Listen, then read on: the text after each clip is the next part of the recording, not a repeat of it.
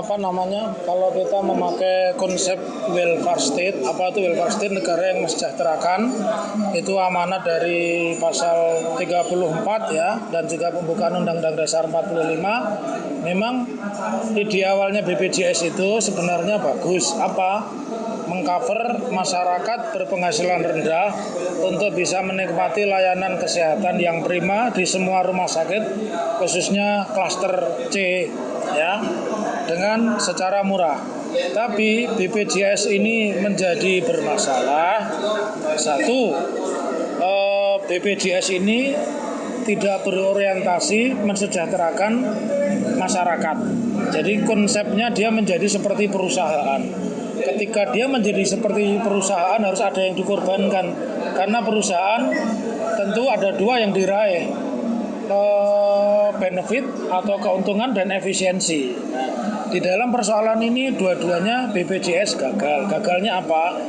Dari sisi benefit yang seharusnya ini adalah asuransi nasional yang sifatnya wajib, mestinya dia secara benefit dia untung ya, karena dia berhak memotong dan sebagainya yang langsung dari gaji orang per orang, baik itu ASN maupun pegawai swasta yang berhimpun dalam perusahaan.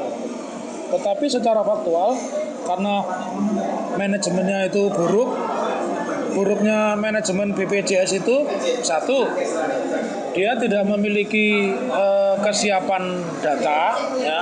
Jadi sebenarnya kalau konsep di negara barat welfare state, ketika orang sakit itu dia sudah tahu ya. BPJS ini dulu harusnya nyambung dengan KTP. Jadi orang sudah tahu dia kalau sakit saya harus dirawat di mana, di kelas berapa, itu harus tahu. Ini yang pertama, dia tidak tahu. Yang kedua, dari sisi akuntabilitas terjadi kemacetan penagihan oleh rumah sakit yang bekerja sama dengan BPJS. Itu bisa dibuktikan. Misalkan di lingkungan Muhammadiyah itu kan ada 300 miliar yang tidak tertagih. Dari sisi ini, satu dari sisi benefit, yang kedua dengan akuntabilitas tidak tercapai.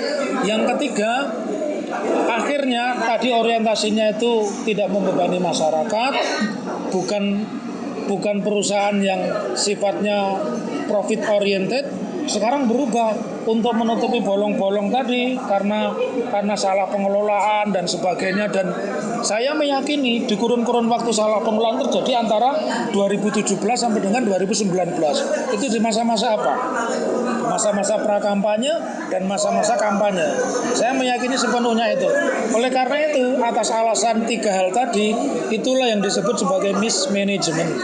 Karena mismanagement, akhirnya BPJS ini mencari-cari alasan. Dan sebagai akibat bahwa dia defisitnya sudah terlalu besar, maka dia menabrak hukum. Salah satu yang ditabrak adalah putusan Mahkamah Agung yang meminta revisi kembali tarif BPJS, kembali tarif awal. Tapi faktualnya kan itu tidak ditaati.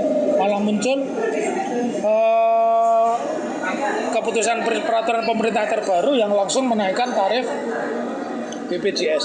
Jadi dari fakta-fakta ini BPJS itu sudah gagal. Satu, gagal mengcover kesehatan masyarakat.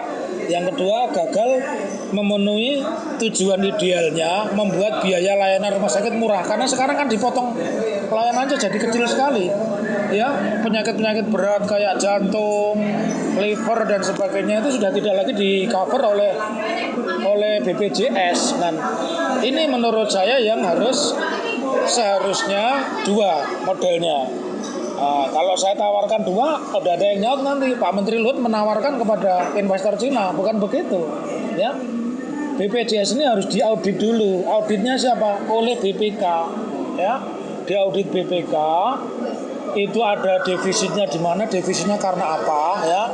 Nanti harus ada tindakan berikutnya,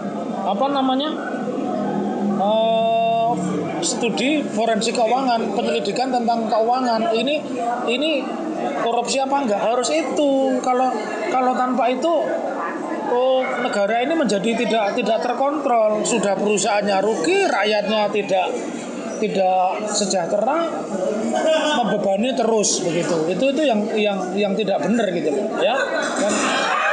Dan pola-pola ini terjadi. Pola-pola ini terjadi terus-menerus. Nah, kalau saya pribadi sementara ini BPJS ini harus stay off, ya, tidak boleh mungut apa-apa, menjalankan apa yang sudah masyarakat berikan duitnya itu. Kemudian dalam proses stay off itu dia harus diaudit, ya. Bersamaan diaudit, maka alat auditnya itu nanti dipakai untuk menghitung kerugian seterusnya. KPK nanti yang akan menyidik. Jadi tidak ada alasan KPK tidak melakukan penyidikan, ya. Itu yang harus dipahami. Saya meyakini kalau tidak salah urus, tidak fraud sendiri kan sudah mengindikasikan itu kesalahan human error. Human error itu karena dua kan, manajemen atau korupsi kan begitu. Tapi itu dua-duanya tetap salah, ya.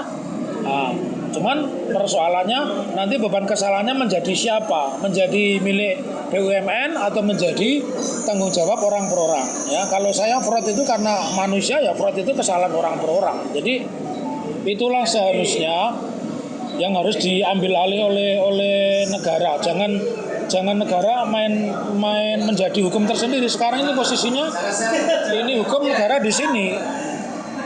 Benteng terakhir keadilan kan Mahkamah Agung. Kalau Mahkamah Agung sudah tidak dihormati, kemudian dia membuat ketentuan sendiri, untuk apa? Untuk apa kita punya DPR? Untuk apa punya MA? Dan untuk apa ada teori trias politika yang diajarkan di sekolah-sekolah hukum?